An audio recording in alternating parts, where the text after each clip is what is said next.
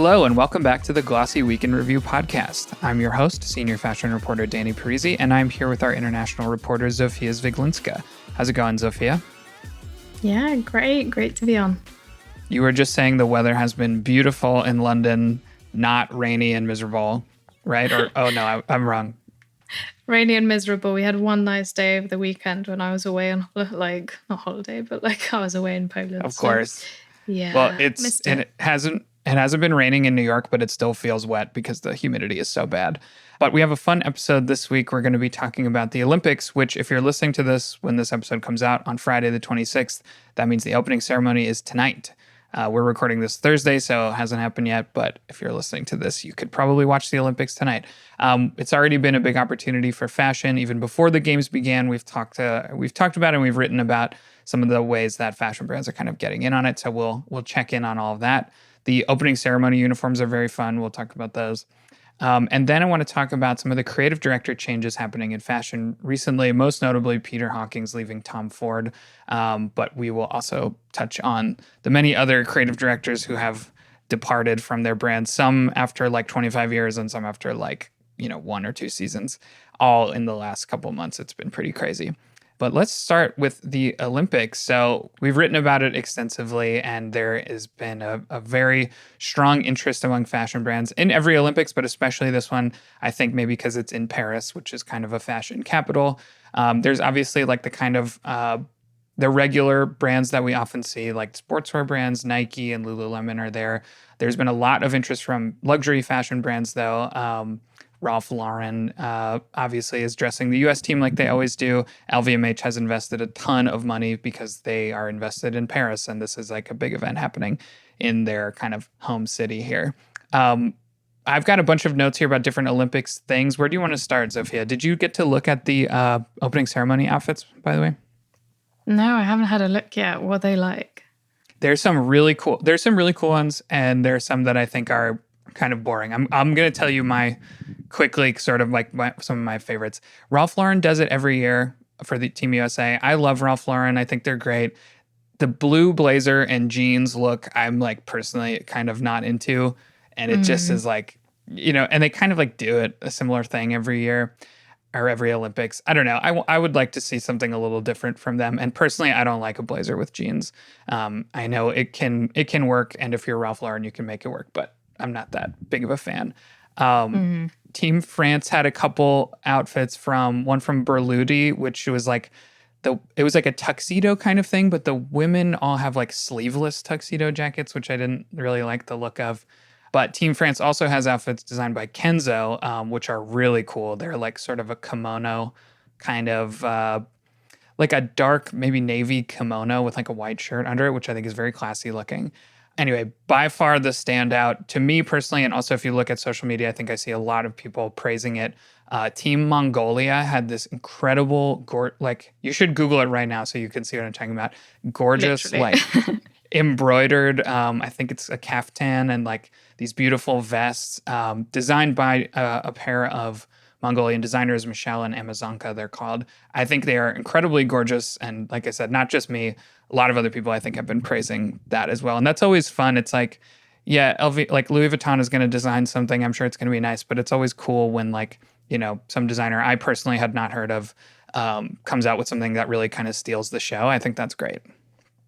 Do you see what I'm talking about? They're really cool. I think that they're based on the traditional kind of outfits that they wear for horseback riding. So I think, those ones are very cool. I mean, I like the ones from Team Canada as well.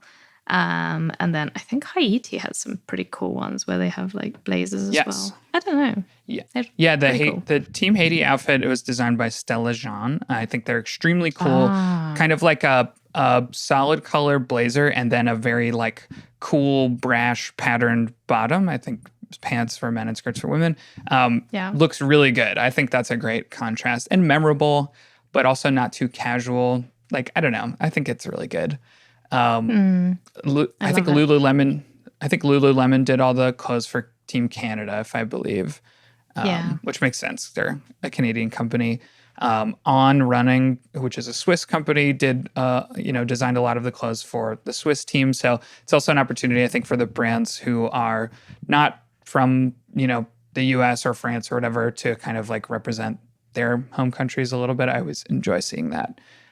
One other opening ceremony outfit I want to mention is Australia, which I'm like is half of a really cool outfit to me. I really like the dark green jacket, but unfortunately, I have a thing against a suit with shorts. I just like, I understand if you're from somewhere very hot, maybe that's like more comfortable, but like, I don't know, I've never liked a suit with shorts. I'm like, if you're going to wear shorts, don't wear a suit jacket.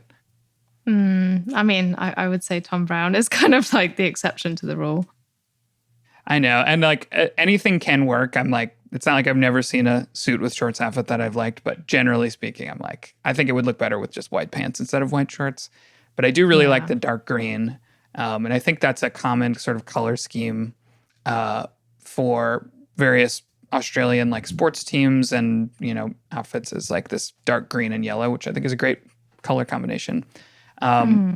Yeah, so that's what I thought of sort of like the opening ceremony outfits. I think it's a great opportunity for brands to, either represent their home country or just like design something really memorable and cool. And I do wish that some of the brands would go a little like bolder, but also like respectful. You know what I mean? Like some of them are either boring and some are like feel too casual for what I feel should be sort of a formal event. Yeah, I mean it's funny because obviously the opening ceremony isn't necessarily like an athlete event, so like those kind of athletic requirements for those clothes aren't really as necessary. So you'd think that people would have a little bit more fun with it. I've always wondered whether there's some kind of rules as to what those clothing, like what it has to include. Like, is there any kind of direction giving from the Olympic Committee as to what you should be including? But I mean, judging by how kind of fun Mongolia's were and like completely intricate and like traditional, like it just seems like there's a lot of room to play with that, and I think it could be a really fun stage for like future opening ceremony outfits.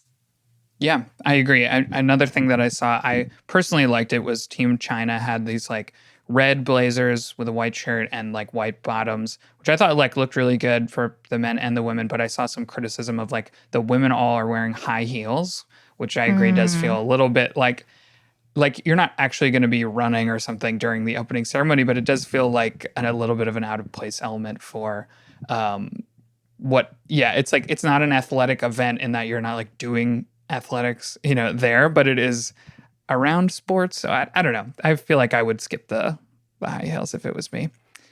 Oh yeah. So what are your thoughts on LVMH and their kind of presence during this whole event? Because I think you were telling me that they invested a lot of money into the Olympics as a whole across designing outfits, designing medals, all that stuff. Yeah, it's been like really like, I mean, I think a lot of people are calling it like the LVMH Olympics or the luxury Olympics, both because of the Paris Association and obviously Paris being, the capital of luxury and fashion. But then obviously on the other side, it's LVMH, which is, I believe, the biggest company in France. So I think like, you don't have other companies which kind of dominate the field, whether it's finance or energy or something. Like literally France's biggest company is LVMH. So they invested 150 million euros as the premium partner for Paris. And I believe that also makes it so that other brands can't form partnerships unless they have an agreement like prior or something. So I think it means basically that LVMH has taken over most of the partnership opportunities that you can have, and other brands cannot advertise in that time unless it's through like social media or like athletes posting. It basically have to rejig the whole format. And yeah, I mean, for LVMH, it's like a brilliant opportunity, obviously, for brand marketing and to showcase like all of the things that they're doing with the different houses. So I know that they've got, Maison Chaumet will design the Olympic and Paralympic medals. I believe that those are the ones which have a piece of the Eiffel Tower in it. And that Louis Vuitton, cool. I know it's really weird that they've included that, but I think it's again like pulling it back to that Paris kind of theme, and making sure it all ties back to, luxury craftsmanship, which they seem to be very intent on pushing out. I've seen a couple of interviews that they've done over the last couple of weeks, and they're saying it's not a thing for marketing, it's not to drive sales, it's to promote French craftsmanship and luxury craftsmanship as well. So I know that Louis Vuitton's crafted trunks for the medals and the torches, and as you mentioned about the opening ceremony outfits, Beluti, which is one of the brands that they own, is also designing the outfits for the French athletes and coaches. I think that's the tuxedos, isn't it? Yeah, it is. And wait, Kenzo is LVMH as well, right? So I think Team France has two LVMH brands designing their outfits, which makes sense because, like you said, LVMH has spent a lot of money to be the premium partner. The Eiffel Tower thing, did they go and chisel some off? Like, how did they? Was it like a crumb of Eiffel Tower, or how did they get it? I wonder.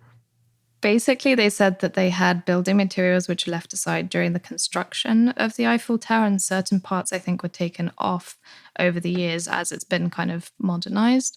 So I think it's a bit of that part has been melted down and then used in the medals, which, they're saying it's also like a sustainability thing because obviously they're reusing something that they've used before. I was going to say we should talk a little bit about sort of why the Olympics are such a big deal. I mean, I think it should be obvious, but the last two Olympics had over 3 billion viewers during the course of the games. So it's very, it's one of the most watched events globally, more than the World Cup final, which I think is, compelling, even more than the royal wedding from a couple of years ago. Was that a couple of years ago? I think so. So NBC in the US expects viewership to be even higher this year than the last two. I saw that eMarketer estimated over $80 billion of ad spend has already been spent on the Olympics in the US. So it's a huge deal. It's obvious why brands, spend a lot of money to kind of get involved. And there's also luxury brands that are not LVMH affiliated. There's Omega is doing all the timekeeping, I believe. Pandora and Montblanc both, kind of got involved. It's not just LVMH, although it does sound like LVMH has sort of cornered the market a little bit. I mean, it's kind of like what we talked about not that long ago with LVMH owns so much of Paris and so much of France. There's restaurants and hotels and stores. And like you said, they're the biggest company in the country. It does feel a little bit like it's the LVMH Olympics, as you said. They're just so present and so ingrained in the city. That's interesting. I don't know if there's been another Olympics that I can remember where there was one company that kind of dominated in such a way. No, but it's interesting. I don't think there has. Literally, it's literally always been, a whole host of smaller brands or smaller companies that all kind of contribute to it. Obviously, you get bigger sponsorships, I don't know, Russian Gazprom that used to sponsor the Euros, but it was never a huge kind of brand present piece, and definitely not a cultural piece as well. And I think that this is the thing with France is that LVMH and Macron are very tight, and I think it makes sense for them to promote, I guess, French fashion, design, and culture. And I think that's the culture piece as well. LVMH isn't just kind of promoting its brands. It's also organizing cultural paths, exhibitions. They're doing flagship exhibitions at some of their boutiques like Guerlain, Beluti, and La Samaritaine, which is this big shopping center in Paris. So I think they're looking at different ways to tie sports and fashion together. And I think that that's another really important topic that, especially over the last couple of months, the amount of sports and fashion partnerships is just grown exponentially.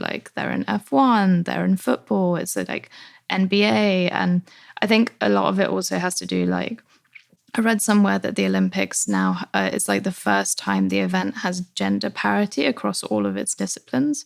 So the opportunity as well with female athletes, and obviously as a result, a lot more involvement from fashion brands and beauty brands. I think that also makes it a much more marketable event than what it was in the past. Yeah, no, I think you're totally right. And something we've said before is that one thing I always love about the Olympics is that right now there are many athletes who people probably don't even know their names. And then within a week or two, they're going to become household names, I was just thinking, there have been a lot of Olympic kind of themed campaigns outside of the Olympics recently. Athleta did a campaign with Olympians Simone Biles and Katie Ledecky. And I remember the Olympics when Katie Ledecky became, at least in the US, like extremely well known. It was kind of overnight. Someone right now is going to make their Olympics debut, maybe like not necessarily just in the US, like any country. They're going to do really well. They're going to win a gold medal, and suddenly everyone's going to know their name. And then they're probably going to get LVMH or somebody else, knocking on their door.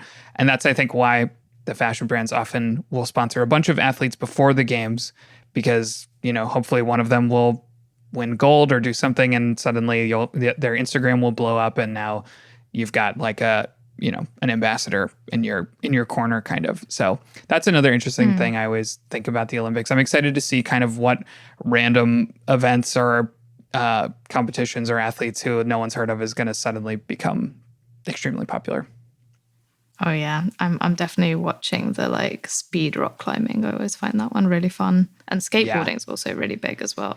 Skateboarding is cool, and it's a new event. And actually I think it's Team USA has sneakers designed by Carrie Uma, which is a brand we've written about before. And cool to see like smaller brands, obviously like Nike, SB, and Vans, like are big skate sponsors as well for people. But it's cool to see smaller brands getting in there as well. One other Olympics thing I want to say is when I was looking at different Olympics kind of campaigns and stuff that brands have done, is that Shein did a curated collection with former Olympian and current Olympics commentator Sonia Richards-Ross. And I think I was just like, man, even the commentators are getting brand deals. Like that's a big deal. And I actually have been wanting to write something soon about like who is dressing the Olympics commentators. A couple of years ago, I think NBC had an exclusive deal with Lafayette 148 to dress all the commentators. I don't know if there's any exclusive deal in the US for Olympics coverage this year, but I am asking around. If anyone here has ever been a stylist for sports commentators, I would love to hear, because some of these guys need better stylists. I was watching the Copa America. I was watching the Copa America recently, and poor Clint Dempsey. I'm like, someone needs to get this man a better suit. Oh my God. I'm sure there's going to be a lot of opinions on that. And I do feel like it's always suiting that ends up being terrible, because no one knows how to like tailor for like stronger bodies or like someone who's a bit more muscular. It always ends up looking really bad. Yep. It used to be like really, really, really boxy suits. And then I think now the bad suits are like all the really, really tight, like H&M looking suits, no offense to H&M. Yeah. But like there's going to be a lot of bad suits for exactly that reason. How about we move on and talk about our second topic? We want to talk about some of the creative director changes happening in fashion. There's a bunch, but the most timely one, and the one we'll start with, is on Monday. It was announced that Peter Hawkings, who had taken over as Tom Ford's creative director in 2023, was stepping down. I think by my count, he had only done 2 collections. I think he took over in last year.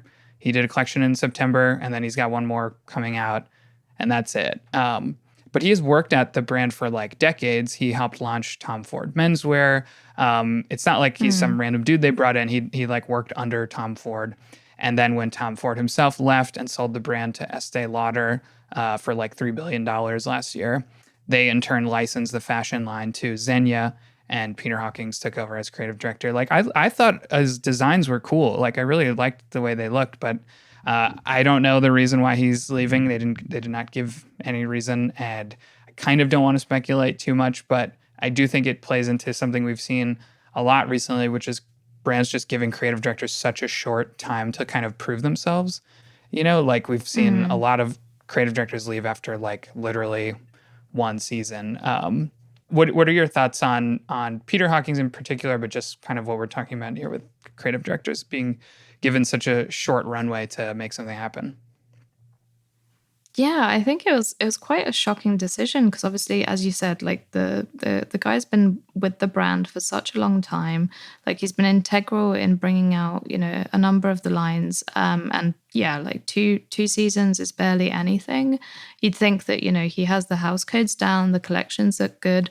So I'm wondering, in that case, I mean, I'm happy to speculate a little bit, but I think it's most likely something outside of the actual design that is happening there. I know that especially nowadays. And I'm assuming that, with the general kind of economic status of the world right now, that money is still a big factor. It could be an issue of contracts.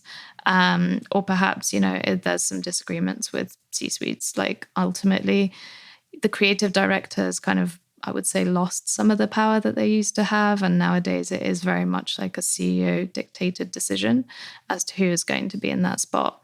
And I think like, for such a storied brand like Tom Ford, and with the founder kind of leaving, and like, I think that there's opportunity to take in someone who might be more than just like a designer.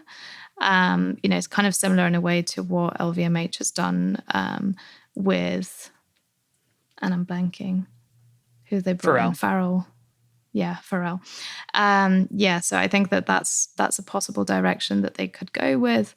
But it is surprising and it is shocking. And I'm wondering, like how much of that design acumen is important right now, and whether there aren't kind of more important things to kind of bring the creative director into like the marketing scheme of things. Because you see that even with the Jack Amos designer as well. Like he's very much kind of a part of the brand, and maybe that needs to be more of a thing. Yeah, no, I think you're totally right. I think brands are the role of the creative director, I think, is changing quite a bit, and I also think that's why you see a lot of creative directors doing lots of things outside of the brand they work on. Partially for creative sort of refreshment, but also because maybe they know that it's, maybe not long for this world. But it's interesting. We should say with Tom Ford, even though like I think of them primarily as a fashion brand, I'm pretty sure eyewear and fragrance is like the much bigger chunk of their revenue. I think apparel is a little bit less important. It's obviously still a big part of it, but less so than those two other categories. There's a bunch of other people who have left recently. So Dior had their designer Thibaut Denis, who was doing the footwear, is leaving. He might go to Louis Vuitton. If you zoom out a little bit, last couple months, like Pier Paolo Piccioli left Valentino, Matthew Williams left Givenchy, Virginie Viard left Chanel. It's been like a really crazy couple of months. I was kind of thinking, like, I don't know if you or if anyone who is listening to this has ever read like comics, like superhero comic books, which I used to when I was a kid. They used to do this thing where like in the 60s and 70s, they would have one run of comics go to like 500 issues or something. And then they realized that the number one issue always sold more. So they started just restarting the run back at like number one. And then that got shorter and shorter. So like in the 70s, there'd be like 200 issue run of a comic. And then in the 90s, it was like it would only get to 50 or 60 before they'd restart it. And now it's like a comic book is lucky if they get to 10 issues before they wipe it and like relaunch it with a new number one issue. It's like I feel kind of the same thing with creative directors, where it's like the refresh is like the opportunity to sort of like start over, and that cycle keeps getting shorter and shorter. And like in previous decades, people would stay at a brand for like 20 years, and then now it's like then a little while ago they'd stay for only 5 or 10 years, and now we're at the point where it's like 1 or 2 collections done. Now we get a new creative director, 1 or 2 collections done. And I don't think that's maybe a good thing for the long-term health of the industry, but it's definitely a change. Yeah, I get that too. It almost feels like, it's like a new product drop, except it's like a new creative director drop. Like new person everything drop. comes with, yeah, exactly. Just like it's a new opportunity for like a marketing redirection. Like you see that with Gucci, and the way that's kind of redone the brand. I wouldn't say revitalized based on like the latest earnings, but like it's definitely like trying to change something and potentially change something fast. Honestly, though, I don't feel like that's an effective strategy, because people end up taking a long time to warm up to stuff.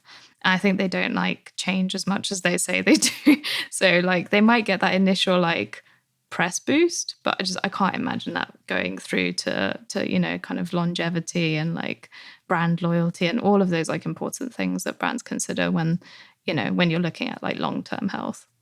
Yeah, absolutely. I mean, imagine like how long it takes to develop a sort of an iconic style or like a certain trademark, aesthetic. It takes time to develop that. And if you're changing creative directors every 2 seasons or something. That you're not able to.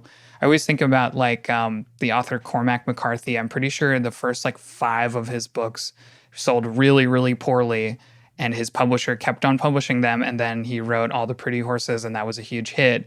And like, if they had just cut him loose after one of those first 5 books, we never would have gotten the entire rest of his body of work. It was just because they gave him the time to kind of like work, and those first books, by the way, are good too. But none of them were a big hit until his like 5th book or something. So I don't know. I think fashion brands should maybe be a little more like broad, like long-term view. Like, let them cook a little bit, you know what I mean, before they start dropping people. Oh yeah, I agree. And like the list index like came out like literally this week, and I would say like 3 or 4 of those products have been around since like the 1980s. Like, you can't have a constant new creative direction pushing new products if like literally people are going for exactly the same thing they did 40 years ago. Yeah, exactly. One other thing I want to talk to you about is there was a great article in the New York Times this week by Vanessa Friedman about sort of the rampant speculation in the fashion media. Jill and I have talked about this, and I think you and I have talked about it as well. Like, whenever a creative director leaves, there is tons of speculation about where they're going to go. Everyone, repeating rumors that they've heard of, like, they might go to Louis Vuitton, they might go to Dior, they might do this. I just saw an article that was like, John Galliano might leave Margiela and he might go to Dior. It's like, you're speculating on where he's going and he hasn't even left yet.